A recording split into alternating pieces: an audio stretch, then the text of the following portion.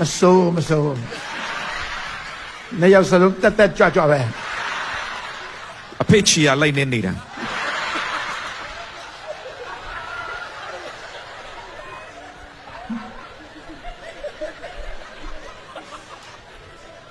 ဒါတော့နမူနာပဲရှိပါသေးတယ်အပြင်းထန်နေလာပါဦးမယ်